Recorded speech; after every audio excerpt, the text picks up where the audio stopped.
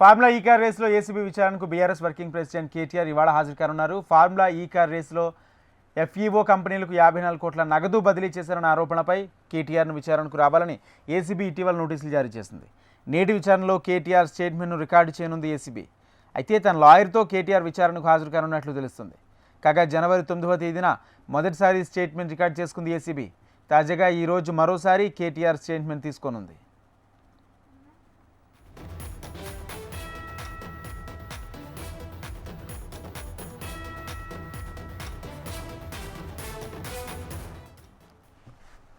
ఇదే కేసులో గత నెల 26నే విచారణకు హాజరు కావాలని ఏసీబీ నోటీసులు ఇచ్చింది. అయితే విదేశీ పర్యటన షెడ్యూల్ ఉందని, తిరిగి వచ్చాకే హాజరవుతానంటూ కేటీఆర్ సమాధానం ఇచ్చారు. తాజాగా ఇప్పుడు విచారణకు హాజరు కావాలని కేటీఆర్కు ఏసీబీ మరోసారి నోటీసులు జారీ చేసింది. కాసేపట్లో ఏసీబీ ముందు కేటీఆర్ హాజరు కానున్నారు. ఈ నేపథ్యంలో తెలంగాణ భవన్కు బీఆర్ఎస్ కార్యకర్తలు భారీగా చేరుకోనున్నారు. ఇక బీఆర్ఎస్ పార్టీ కార్యాలయానికి శ్రేణులు భారీగా తరలి వచ్చే అవకాశం ఉండడంతో పోలీసులు భారీ బందోబస్తు ఏర్పాటు చేస్తున్నారు.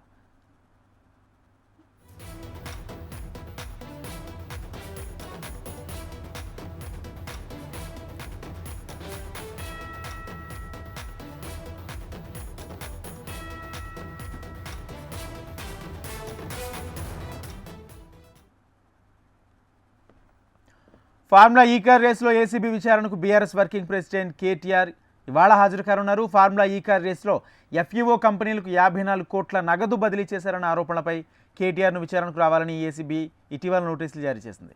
నేటి విచారణలో కేటీఆర్ స్టేట్మెంట్ను రికార్డు చేయనుంది ఏసీబీ. అయితే తన లాయర్తో కేటీఆర్ విచారణకు హాజరు కానున్నట్లు తెలుస్తుంది. కాగా జనవరి 9వ తేదీనే మొదటిసారి స్టేట్మెంట్ రికార్డు చేసుకుంది ఏసీబీ. తాజాగా ఈరోజు మరోసారి కేటీఆర్ స్టేట్మెంట్ తీసుకోనుంది. ఇదే అంశానికి సంబంధించి పూర్తి సమాచారం మా ప్రతినిధి ప్రవీణ్ లైవ్ ద్వారా అందిస్తారు. ప్రవీణ్. రాజేంద్ర, కాసేపట్లోనే ఏసీబీ విచారణ కూడా కేటీఆర్ అటెండ్ కాబోతున్నారు. కాసేపటి క్రితం తన నివాసం నుంచి బయలుదేరి కూడా ఇప్పటికే నందినార్ నివాసంలో కూడా కేసీఆర్తో కూడా భేటీ అయ్యారు. కేసీఆర్తో భేటీ అయిన తర్వాత నేరుగా తెలంగాణ భవన్కి వస్తారా లేదంటే ఏసీబీ ఆఫీస్కి వెళ్తారనే దానిపై కూడా ఒక క్లారిటీ రావాల్సి ఉంది. మనకున్న సమాచారం ప్రకారం మాత్రం తెలంగాణ భవన్లో బీఆర్ఎస్ పార్టీకి సంబంధించిన కార్యకర్తలందరూ కూడా తెలంగాణ భవన్లో ఉంటారు. అదే సమయంలో మాత్రం కేటీఆర్ మాత్రం ఏసీబీ ఆఫీస్కి వెళ్ళి మాత్రం విచారణకు కూడా హాజరవుతారని చెప్పేసి కూడా ఇప్పటివరకే తెలిపారు. కాబట్టి నందినార్ నివాసం నుంచి నేరుగా ఏసీబీ ఆఫీస్కి వెళ్తారా లేదంటే తెలంగాణ భవన్కి వెళ్ళి వస్తారా అనే దానిపై కూడా మరి కాసేపట్లో ఒక క్లారిటీ వచ్చే అవకాశం ఉంది. ఇప్పటివరకే తెలంగాణ భవన్కి బీఆర్ఎస్ సంబంధించిన మాజీ మంత్రులు, ఎమ్మెల్యేలు, ఎమ్మెల్సీలు, వారితో పాటుగా పార్టీకి సంబంధించిన సీనియర్ నేతలందరూ కూడా చేరుకుంటున్నారు. పార్టీకి సంబంధించిన నేతలందరూ కూడా ఇక్కడే ఉండాలని చెప్పేసి కూడా ఇప్పటివరకే సూచనలు చేసిన నేపథ్యంలో మాత్రం తెలంగాణ భవన్కి భారీగా కూడా నేతలు మాత్రం చేరుకుంటున్న సిచ్యువేషన్ కనిపిస్తుంది. ఏదైతే ఫార్ములా ఈకి సంబంధించినందుకు మాత్రం ఫార్ములా ఈ పైన కూడా మొదటి నుంచి కూడా ఏసీబీ విచారణకు కూడా కేటీఆర్కు సంబంధించిన మాత్రం నోటీసులు ఇచ్చిన తర్వాత మాత్రం విచారణకి రావాలని చెప్పేసి కూడా ఇప్పటివరకే నోటీసులో కూడా పేర్కొన్న నేపథ్యంలో మాత్రం దీనికి సంబంధించినందుకు మాత్రం ఫార్ములా ఈకి గమనిస్తే మాత్రం 2023 ఫిబ్రవరి 10, 11వ తేదీల 2 రోజుల్లో కూడా నెక్లెస్ రోడ్లో 9వ season formula E car race కూడా జరిగిందని చెప్పుకోవచ్చు. ఈ కార్ రేసుకి సంబంధించినందుకు మాత్రం అక్రమంగా విదేశీ సంస్థకు సొమ్ము చెల్లించారంటూ 2024 అక్టోబర్ 18 కూడా ఏసీబీ కూడా దానకిషోర్ ఫిర్యాదు చేశారు. అదే సమయంలో మాత్రం ప్రభుత్వానికి సంబంధించినందుకు మాత్రం 54.88 కోట్ల మేర నష్టం వాటిల్లిందని చెప్పేసి కూడా ఈ ఫిర్యాదులో కూడా పేర్కొన్నారు. కాబట్టి ఈ కార్ రేసు వ్యవహారంపై 19 డిసెంబర్ 2024 కూడా కేసు కూడా నమోదైంది. ఈ కార్ రేసుకు సంబంధించినందుకు మాత్రం కేసులో A1గా బీఆర్ఎస్ వర్కింగ్ ప్రెసిడెంట్ కేటీఆర్, అదేవిధంగా A2గా ఐఏఎస్ అధికారి అరవింద్ కుమార్, A3గా హెచ్ఎండిఏ అప్పటి సిఈగా ఉన్న బిఎల్ఎన్ రెడ్డి, వీరి ముగ్గురికి సంబంధించిన మాత్రం ఇప్పటివరకే A1, A2, A3గా కూడా ఇప్పటివరకే పేర్కొన్నారని చెప్పుకోవచ్చు. దీంతో పాటుగా గత ఏడాది అంటే జనవరి 8 అరవింద్ కుమార్ కూడా ఏసీబీ విచారించింది. కేటీఆర్ను విచారించేందుకు కూడా గవర్నర్ విశ్వదేవ్ వర్మ అనుమతి కూడా ప్రభుత్వం తీసుకుంది. ప్రభుత్వం తీసుకున్న తర్వాత మాత్రం జనవరి 9న ఏసీబీ విచారణ కూడా ఇప్పటివరకే కేటీఆర్ అటెండ్ అయ్యారని చెప్పుకోవచ్చు. జనవరి 10వ తేదీన బిఎల్ఎన్ రెడ్డి విచారించింది ఏసీబీ. దీంతో పాటుగా విదేశీ సంస్థలకు సంబంధించినందుకు అక్రమంగా 58.88 కోట్ల రూపాయలు చెల్లించారంటూ కూడా ఇప్పటివరకే అభియోగం ఉన్న నేపథ్యంలో 2023 అక్టోబర్ 9 అదేవిధంగా డిసెంబర్ 4 వరకు కూడా ఎన్నికల కోడ్ ఉన్న ఈసీ అనుమతి తీసుకోకుండానే చెల్లింపులు జరిపారని చెప్పేసి కూడా అందులో పేర్కొన్నారు.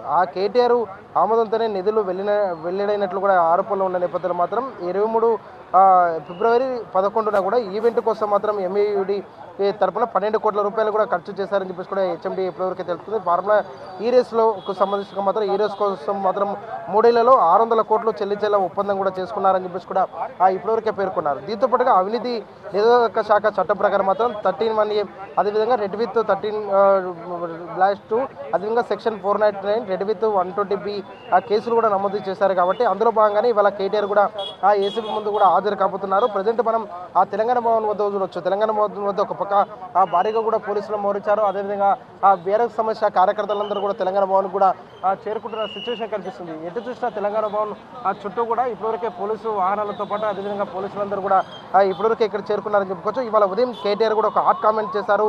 కాంగ్రెస్ పార్టీ విచారణలు కమిషన్ల వల్ల రాజకీయ వేధింపుల వల్ల వెనికిది తగ్గేది లేదు. మీ 6 గ్యారెంటీల అమలు మోసాన్ని ఎండగట్టడంలో ఇవేమీ మమ్మల్ని ఆపలేవు. ఎన్ని కుట్రలు చేసినా భారత రాష్ట్ర సమితికి సంబంధించిన కాంగ్రెస్ పార్టీ 420 హామీలు అదేవిధంగా డిక్లరేషన్ పేరుతో ప్రజలకు చేసిన దగాను కూడా ఎండగడతామని చెప్పేసి కూడా ఇప్పటివరకు కేటీఆర్ కూడా ఎక్స్ వేదిక తెలిపారు. దీంతో పాటుగా ఎన్ని కుట్రలైనా చేసుకో కానీ రేవంత్ రెడ్డి అంటూ కూడా ఒక సవాల్ కూడా విసిరారు. కాబట్టి ఇవాళ విచారణకు సంబంధించిన మాత్రం కేటీఆర్తో పాటు తనకు సంబంధించిన లాయర్ కూడా విచారణకు కూడా వెళ్ళే అవకాశాలు అయితే కనిపిస్తున్నాయని చెప్పుకోవచ్చు. విచారణలో ఎలాంటి అంశాలపైన కూడా ఏసీబీ ప్రశ్నించబోతుంది అనే దానిపైన కూడా ఒక ఆసక్తి అయితే రేపుతున్న సిచ్యువేషన్ కనిపిస్తుంది. ఏసీబీ అడిగే ప్రతి ప్రశ్నకు కూడా గతంలో ఏవైతే ఫెమా నిబంధనలు కూడా ఎక్కడ కూడా ఉల్లంఘించలేదని చెప్పేసి కూడా కేటీఆర్ చెప్తున్నారు. దాంతోపాటుగా ఆ లావాదేవీలు ఏవైతున్నాయో ఆ లావాదేవీలు కూడా ఒక అకౌంట్ నుంచి ఇంకో అకౌంట్కి ట్రాన్స్ఫర్ అయిన ఆ డీటెయిల్స్ కూడా ఏసీబీకి పూర్తి స్థాయిలో మాత్రం గతంలో ఇచ్చాను, మరోసారి కూడా ఇస్తాను. ఏసీబీ అడిగే ప్రశ్నలకు ప్రతిదానికి కూడా సమాధానం ఇచ్చేందుకు కూడా నేను సిద్ధంగా ఉంటున్నాను అని చెప్పేసి కూడా ఇప్పటివరకే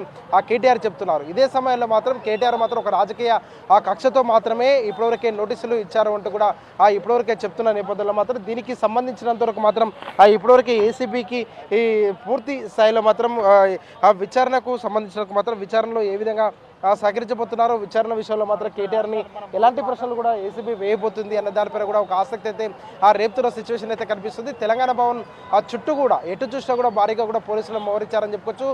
దీంతో పాటుగా మరికాసేపట్లోనే కమాండ్ కంట్రోల్ కూడా ముఖ్యమంత్రి రేవంత్ రెడ్డి రాబోతున్నారు. కాబట్టి ఆ సమయంలో మాత్రం ఎలాంటి అవాంఛనీయ సంఘటనలు జరగకుండా కూడా భారీగా కూడా పోలీసులను కూడా మోహరించిన సిచ్యువేషన్ కనిపిస్తుంది. కాసేపట్లో తెలంగాణ భవన్కి దాదాపు 5,000 నుంచి 10,000 మంది బీఆర్ఎస్ పార్టీకి సంబంధించిన కార్యకర్తలు కూడా చేరుకునే అవకాశాలు అయితే కనిపిస్తున్నాయి. కేటీఆర్ విచారణ సమయంలో మాత్రం కార్యకర్తలు ఏసీబీ ఆఫీస్కి వెళ్తారా లేదంటే తెలంగాణ భవన్లో ఉంటారా అన్న దానిపైన కూడా ఒక స్పష్టత అయితే రావాల్సి ఉంది. ఏసీబీకి సంబంధించిన మాత్రం మొదటి నుంచి కూడా ఏసీబీ ఎలాంటి ప్రశ్నలు వేయబోతుంది అన్న దానిపైన కూడా ఒక ఆసక్తి అయితే రేపుతున్న సిచ్యువేషన్ అయితే కనిపిస్తుంది. దీనికి సంబంధించినంతవరకు మాత్రం ఏసీబీ ఎలాంటి ప్రశ్నలు వేయబోతుంది అంటే గతంలో ఫిమా నిబంధనలు ఏమైనా ఉల్లంఘించారా, అదేవిధంగా ట్రాన్సాక్షన్కి సంబంధించిన మాత్రం ఎన్నికల కూడా ఉన్న సమయంలో మాత్రం ఓన్లీ ఒంటరి నిర్ణయం తీసుకున్నారా, గతంలో ఒక క్యాబినెట్ సమావేశానికి సంబంధించి క్యాబినెట్ నిర్ణయం ఏమైనా ఉందా లేదా అనే దానిపైన కూడా పూర్తి స్థాయిలో మాత్రం ఏసీబీ మాత్రం విచారణలో కూడా పలు ప్రశ్నలు కూడా లేవనైతే అవకాశం ఉన్నాయి. ఈ ప్రశ్నలన్నిటి కూడా కేటీఆర్ దీటైన సమాధానం ఇచ్చే అవకాశాలు అయితే కనిపిస్తున్నాయని చెప్పుకోవచ్చు. ఎందుకంటే ఒక రాజకీయ కక్షతో మాత్రమే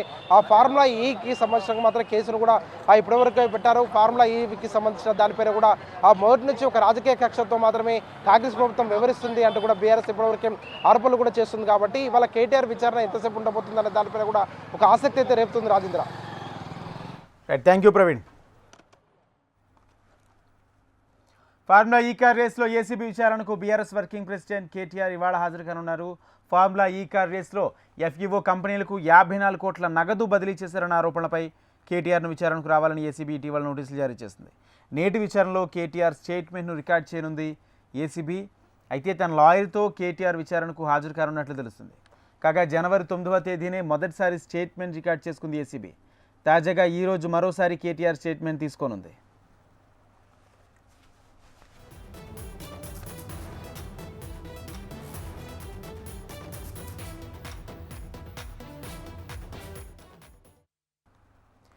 ఇదే కేసులో గత నెల 26నే విచారణకు హాజరు కావాలని ఏసీబీ నోటీస్ ఇచ్చింది. అయితే విదేశీ పర్యటన షెడ్యూల్ ఉందని తిరిగి వచ్చాక హాజరవుతానని కేటీఆర్ సమాధానం ఇచ్చారు. తాజాగా ఇప్పుడు విచారణకు హాజరు కావాలని కేటీఆర్కు ఏసీబీ మరోసారి నోటీసులు జారీ చేసింది. కాసేపట్లో ఏసీబీ ముందు కేటీఆర్ హాజరు కానున్నారు. ఈ నేపథ్యంలో తెలంగాణ భవన్కి బీఆర్ఎస్ కార్యకర్తలు భారీగా చేరుకోనున్నారు. బీఆర్ఎస్ పార్టీ కార్యాలయానికి శ్రేణులు భారీగా తరలివచ్చే అవకాశం ఉండడంతో పోలీసులు భారీ బందోబస్తు ఏర్పాటు చేస్తున్నారు.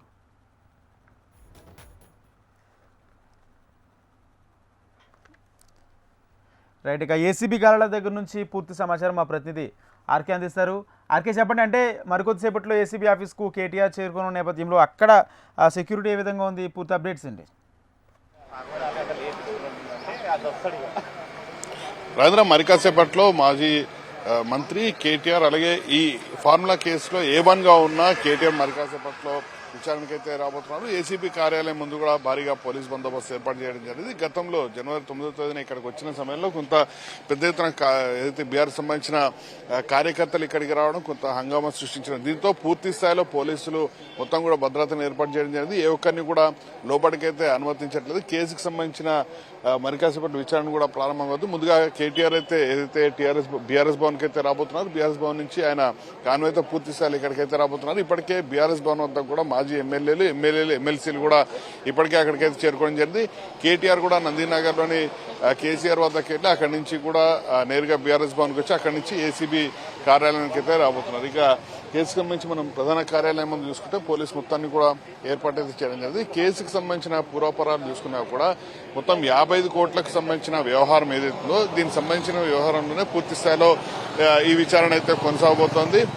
ఏదైతే జనవరి 9న వచ్చిన సమయంలో కూడా తన లాయర్ని అనుమతిస్తే లోపలికి వెళ్తాను అంటూ కూడా విచారణకు హాజరవుతానంటూ కూడా కేటీఆర్ మొదటి నుంచి చెప్తూ వస్తున్నారు. అలాగే ఈ కేసుకు సంబంధించిన వ్యవహారంలో మొత్తం 55 కోట్లు ఏదైతే మొత్తం ఈ ఫార్ములాకి సంబంధించిన దాంట్లో ముందుగానే అంటే అసలు ఎలాంటి అనుమతులు లేకుండా ఏ విధంగా ఈ మొత్తాన్ని కూడా ట్రాన్స్ఫర్ చేయడం జరిగింది అనే దానిపైనే విచారణ అయితే కొనసాగబోతుంది. ఫిమా నిబంధనలు ఏవైతే ఉన్నాయో, ఫిమా నిబంధనలు అంటే విదేశీ కంపెనీలకు మొత్తాన్ని పంపించిన సమయంలో ఫిమా నిబంధనలు ఖచ్చితంగా పాటించాల్సి ఉంటుంది. అందులో భాగంగానే ఆర్బీఐకి ఖచ్చితంగా సమాచారం ఇవ్వాల్సి ఉంటుంది. ఎంత మొత్తాన్ని పంపిస్తున్నారు ఏంటనే దానిపైన పూర్తి సమాచారం ఇవ్వాల్సి ఉంటుంది. కానీ అలాంటిది ఏదీ లేకుండానే నేరుగా 55 కోట్లు ఈఎఫ్ఓ అనే కంపెనీకి అయితే ట్రాన్స్ఫర్ చేయడం జరిగింది. మరోవైపు హెచ్ఎండిఏ కూడా దాదాపుగా 8 కోట్ల రూపాయల వరకు నష్టం వాటిల్లింది అనేది ప్రధానంగా ఆరోపణ అవుతుంది. దీనికి సంబంధించి 55 కోట్ల వ్యవహారంలో కూడా పూర్తి స్థాయిలో ఏసీబీ దీనికి సంబంధించిన విచారణ, మరోవైపు ఈడీ కూడా దీనిపైన పూర్తి స్థాయిలో అయితే విచారణ అయితే చేస్తూ వస్తున్నారు. ఇందులో మొత్తం ముగ్గురిని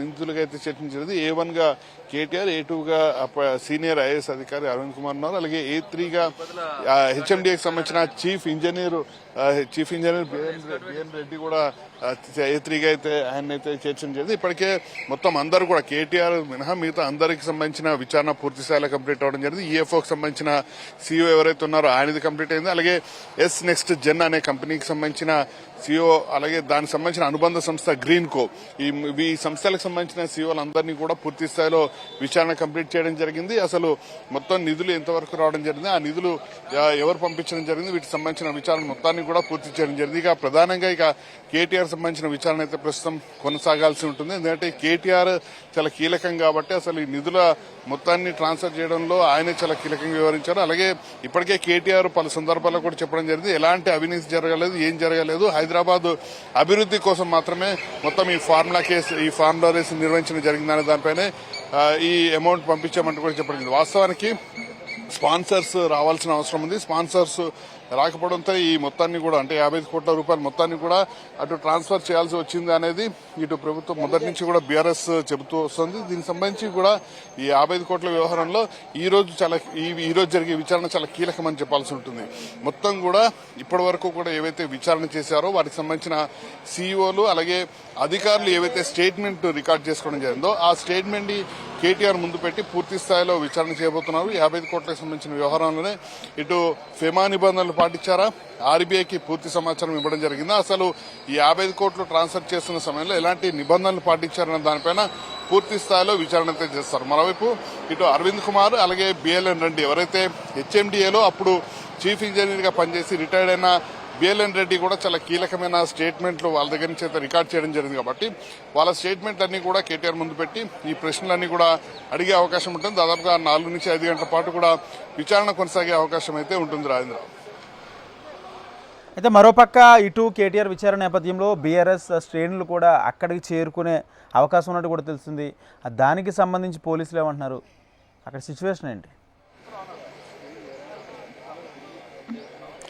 రాజేంద్ర, ఈ విషయంలో మాత్రం పోలీసులు చాలా ఖచ్చితంగా వ్యవహరిస్తున్నారు ఈసారి. ఎందుకంటే గతంలో ఏదైతే జనవరి 9న మొదటిసారి ఏసీబీ విచారణకు పిలిచిన సమయంలో ఇక్కడికి వచ్చిన సమయంలో పెద్ద ఎత్తున కార్యకర్తలు లీడర్లు అందరూ కూడా లోపలికి రావడం జరిగింది. కొంత హడావిడి జరిగింది. అలాగే కార్యకర్తలు కూడా కొంత హంగామా సృష్టించారు. కాబట్టి ఈసారి అలాంటి పరిస్థితి లేకుండా మెయిన్ బ్యారికేడ్స్, మెయిన్ ఎంట్రన్స్ ఏవైతే ఉంటాయో ఆ ఎంట్రన్స్ ని తాత్కాలికంగా ఓపెన్ చేసి మరి కాసేపట్లో వాటి మొత్తాన్ని కూడా క్లోజ్ చేయడం జరుగుతుంది. అక్కడ మొత్తం కూడా అంటే స్టార్టింగ్ పాయింట్, ఎంట్రీ పాయింట్, రెండు ఎగ్జిట్ పాయింట్ ఏవైతే ఉంటాయో ఆ రెండు పాయింట్ల దగ్గర కూడా పూర్తి స్థాయిలో బ్యారికేడ్లను అయితే ఏర్పాటు చేయడం జరిగింది. ఆ రెండు పాయింట్ల దగ్గర పూర్తి స్థాయిలో కార్యకర్తలు కానీ ఇతర లీడర్లు ఎవరు వచ్చినా కూడా వాళ్ళని పూర్తి స్థాయిలో అక్కడే నిలిపివేయడం జరుగుతుంది. కాబట్టి లోపలికి ఏ ఒక్కరు కూడా వచ్చే అవకాశం లేదు. మరోవైపు మీడియా కూడా బయటికి రాని విధంగా మొత్తం కూడా బ్యారికేడ్లు అన్నింటినీ కూడా ఏర్పాటు చేయడం జరిగింది. పోలీసులు కూడా అలాగే రోప్వే టీమ్స్ అన్నింటినీ కూడా ఇక్కడ సిద్ధం చేయడం జరిగింది. 150 నుంచి 200 మంది పోలీసులు మొత్తం కూడా స్టార్టింగ్ పాయింట్ నుంచి ఎగ్జిట్ పాయింట్ వరకు దాదాపు 200 నుంచి 250 మంది పోలీసులు అయితే మోహరించడం జరిగింది. ఏ ఒక్కరిని కూడా కార్యకర్తలు కానీ ఇతర లీడర్లు కానీ ఒకరిని కూడా అనుమతించేది లేదు అంటూ కూడా చాలా స్పష్టంగా పోలీసులు అయితే చెప్తున్నారు. మీడియా ప్రతినిధులు కూడా ఐడి కార్డులు అన్ని ఉంటేనే లోపలికి అలో చేస్తున్నారు. అది కూడా బ్యారికేడ్స్ బయటలో వాళ్ళని బ్యారికేడ్స్ లోపలనే ఉంచడం జరుగుతుంది. కాబట్టి పూర్తి స్థాయిలో కేటీఆర్ ఇప్పటికే పిలుపునివ్వడం జరిగింది. ఇటు కార్యకర్తలు కావచ్చు, నేతలు కావచ్చు, ఖచ్చితంగా అందరూ తరలి రావాలంటూ కూడా ఆయన చెప్పిన నేపథ్యంలో ముందస్తుగానే ఇక్కడైతే పూర్తి స్థాయి పోలీసులు మోహరించడం జరిగింది. ఇటీవల ఏదైతే మాజీ ముఖ్యమంత్రి కేసీఆర్ ఏదైతే బీఆర్కే భవన్ లో హాజరైన సమయంలో కూడా అక్కడ పూర్తి స్థాయిలో ఎలా 3 అంచెల భద్రతను ఏర్పాటు చేసి చేయడం జరిగిందో ఇక్కడ కూడా సేమ్ 2 అంచెల భద్రతను ఏర్పాటు చేయడం జరిగింది. మొదటి అంచెలో మొత్తం కూడా పోలీసులు స్టార్టింగ్ పాయింట్ దగ్గర పెట్టడం జరిగింది. అక్కడ దాటి ఎవరైనా వచ్చినా కూడా మధ్యలో మరొక బారికేడ్లు ఏర్పాటు చేయడం జరిగింది. కాబట్టి అక్కడి నుంచి కూడా ఏ ఒక్కరిని లోపలికి ఏసీబీ ప్రధాన కార్యాలయం వద్దకు వచ్చే ఏ ఒక్కరు కూడా వచ్చే విధంగా లేకుండా పూర్తి స్థాయిలో వాళ్ళైతే 2 అంచెల భద్రతను అయితే పూర్తి స్థాయిలో పోలీసులు అయితే ఏర్పాటు చేయడం జరిగింది. కాబట్టి మరి కాసేపట్లో అంటే 10 గంటల నుంచి 10:15 మధ్య కేటీఆర్ అయితే ఇక్కడికి రాబోతున్నారు. వచ్చిన తర్వాత